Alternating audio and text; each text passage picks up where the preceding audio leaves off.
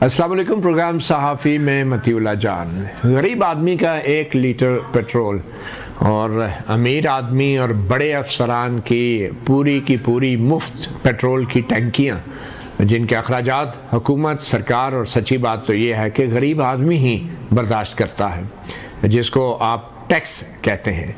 और आज के इस प्रोग्राम का आगाज़ भी हम आम आदमी के इन मसाइल के हवाले से बात करेंगे। कुछ अर्सा पहले से ही बारिशें, सैलाब, मगर अब पेट्रोल की कीमतों से जो तूफ़ान आने वाला है उससे गरीब आदमी की ज़िंदगी पर क्या असर पड़ेगा, ये मामला भी आज हम रखेंगे। 3 सीनियर सहाफ़ी और तजज़ियाकार हमारे साथ मौजूद हैं। मज़हर अब्बास, हफीज़ुल्लाह नियाज़ी और अमीर अब्बास, किसी तारफ़ के मोहताज नहीं, बहुत जाने पहचाने चेहरे हैं। तो इन तमाम मसाइल के हवाले से गुफ्तगू का आगाज़ करेंगे मज़हर अब्बास साहब, हफीज़ुल्लाह नियाज़ी साहब और अमीर अब्बास साहब, और आगे जाके यकीनी तौर पे जो मुल्क की सियासी सूरत हाल है उस पर भी बात करेंगे। मगर आज मैं पेट्रोल की कीमतों की तरफ भी आने से पहले एक ऐसा सवाल आपके सामने रखने जा रहा हूँ जिसका सामना हमें बतौर सहाफ़ी हर रोज़ अवामी जगहों पर करना पड़ता है, और वो आपको भी पता है वो सवाल क्या है। मज़हर अब्बास साहब, अमीर अब्बास साहब और हफीज़ुल्लाह नियाज़ी साहब, एक ही सवाल है, और अगर मैं भी वही सवाल आपसे करूं ताकि हर रोज़ हमें इस सवाल का सामना शायद ना करना पड़े, तो वो सवाल क्या है? वैसे मैं अगर आपसे पूछूं तो ये सबको मालूम तो है। मज़हर अब्बास साहब, क्या आमतौर पर लोग आपसे आके पूछते हैं क्या होने वाला है?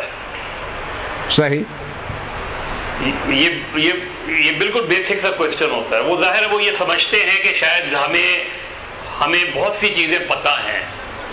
वो ये समझते हैं कि अगर हम उनसे कि कुछ समझाने की कोशिश भी करें या ये कहें कि हम ये रोज़ बात करते रहते हैं, तो वो कहते हैं कि वो बात बताएं जो आप टीवी पर नहीं कर सकते। सही। तो ये आपने कहा ना क्या होने वाला है। मैं मगर साहब कता कलामी माफ में इस जुमले को लेके थोड़ा सा गेस्ट की तरफ चलता हूँ, एक जुमला उनसे ले लेते हैं। अमीर अब्बास साहब, आपसे आमतौर पे आम आदमी क्या सवाल करता है आके?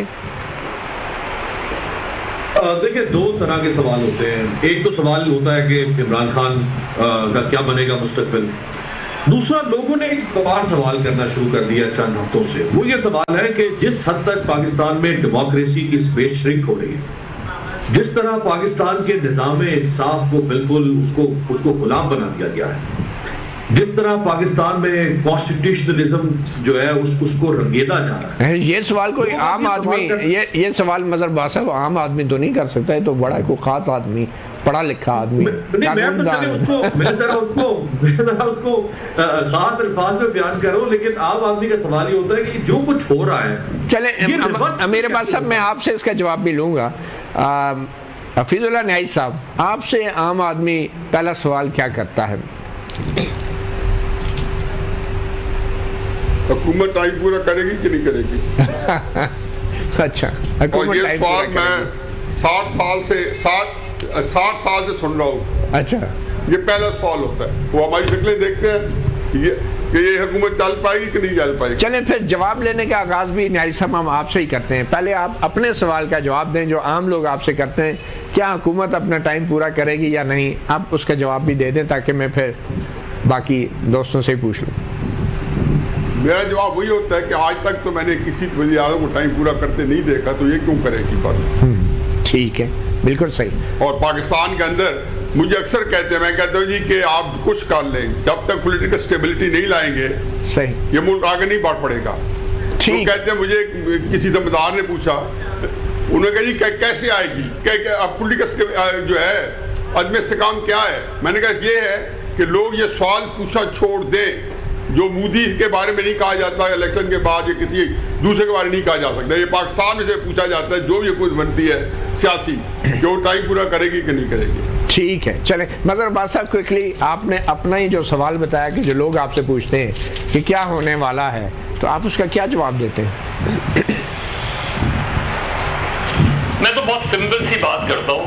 मैंने कहा कि देखिए, जो होता रहा है वही होता रहेगा। अगर आप ये समझ रहे हैं कि चीज़ें बड़ी बेहतर हो जाएंगी, तो मुझे नहीं लगता बेहतर हो जाएंगी। आपकी तरह मैं भी दुआ कर सकता हूँ। फिर उसका अगला सवाल ये होता है कि ये कब जा रहे हैं। کیونکہ اور یہ سوال وہ کیوں کرتا ہے؟ وہ سوال اس لیے کرتا ہے کہ وہ یہ توقع کرتا ہے کیونکہ وہ مطمئن نہیں ہوتا. اچھا یہ وہ سوالات ہیں جو بدقسمتی سے ایک عام آدمی تقریباً ہر گورنمنٹ میں یہ کر رہا ہوتا ہے کیونکہ وہ مطمئن نہیں ہوتا. اور ہماری جو لوگ حکومتیں ہیں، سیاستدان ہیں، وہ ایک عام آدمی سے کٹ جاتے ہیں جب الیکشن ہو جاتا ہے. تو اس کے جواب کیا دیتے ہیں آپ؟ تو اس لیے اس کے سوالات میں یہی جواب دیتا ہوں ان سے کہ پہلی چیز یہ کہ آج جو کل کیا ہونے والا ہے یہ مجھ کو آج نہیں پتا.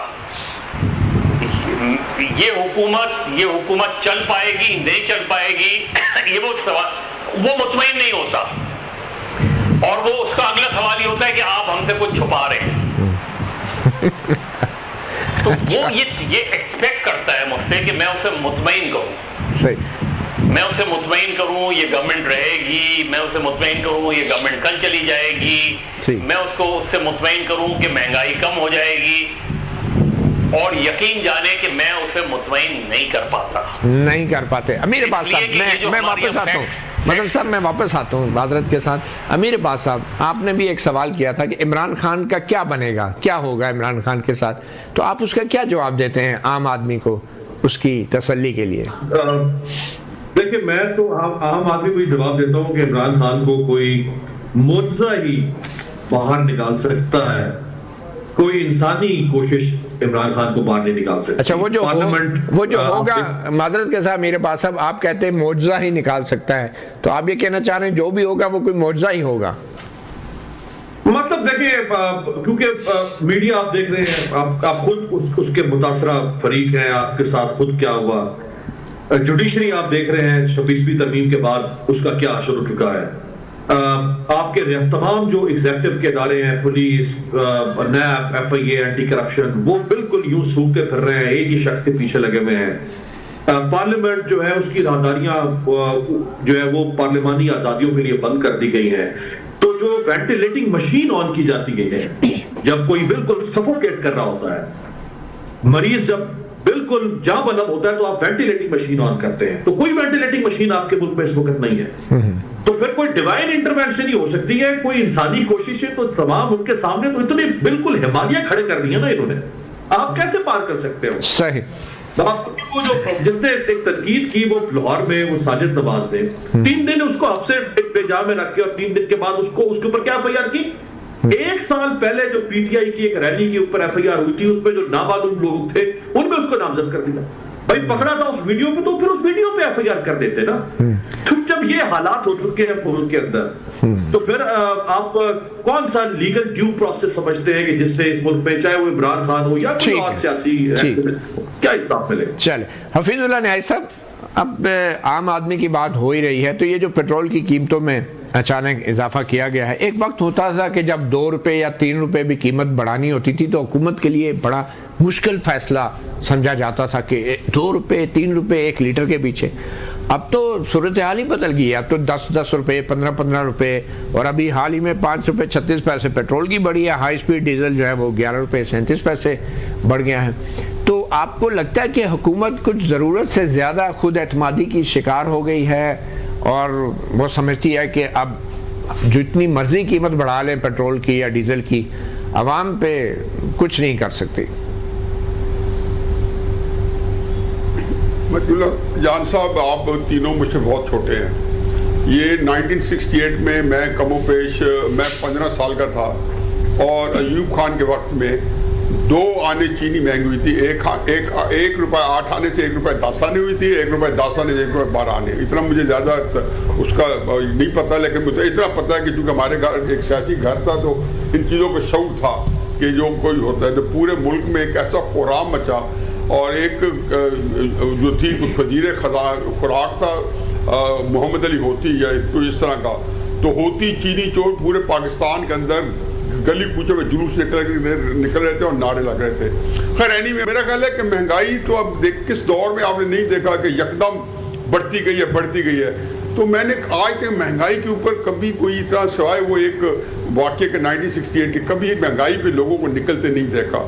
چاہے وہ 64 میں 20 روپے من آٹا تھا اور اس پہ سناٹا تھا، یا اس کے بعد عمران خان کے دور میں یکدم ایک اپسج آیا शहबाज शरीफ साहब ने हुकूमत संभाली 2010 में, तो फिर एक अफसर जाया 2022 में, सॉरी, फिर अफसर जाया, फिर एक अब नया आया, अब तो खैर 1 साल से ठहरा हुआ है।